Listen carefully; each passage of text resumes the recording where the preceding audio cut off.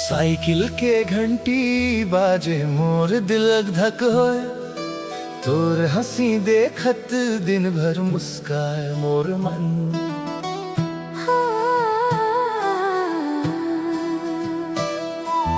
गाजर भरे आँखें जादू बिखेरे, गुलाबी मुस्कान मन लागे रे। धीरे पेडल मारस चुनरी लहराया, मोर धड़कन हरे तोर पाछू धावया। नजर झुकाए हंसो राज छुपाए रखवा, तोर नाव सुनते सपना सजाए रखवा। साइकिल वाली मैया सुरता बन के, कोरा मन ऊपर रंग भर के। प्रीत की बोली धीरे गूंजे, तोर संग हंसे भाग जागे।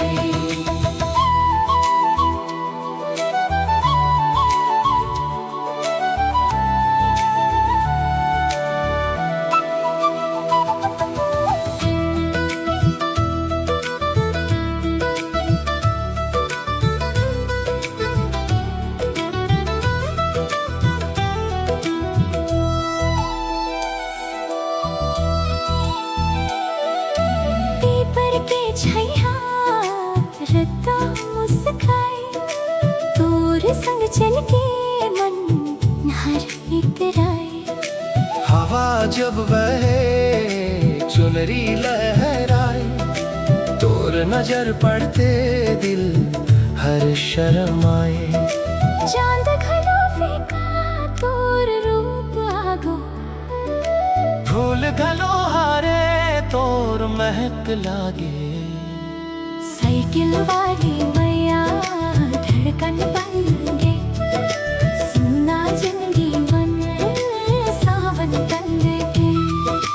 कोरा कागज नाव लिख गे, मोर हर सपना तोर संग जुड़ के।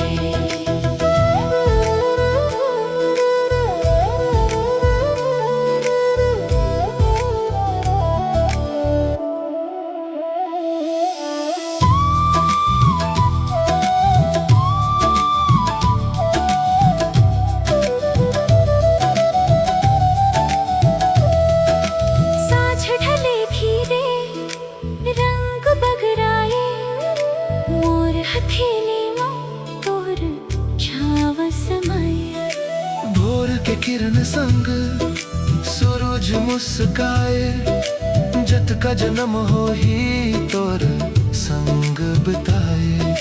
साइकिल वाली मैया अखरी अरमा, मोर हर धुन मन तोर पहचान। साइकिल के घंटी बाजे मोर दिल धक धक होए, तोर हंसी देखत दिन भर मुस्काए मोर मन।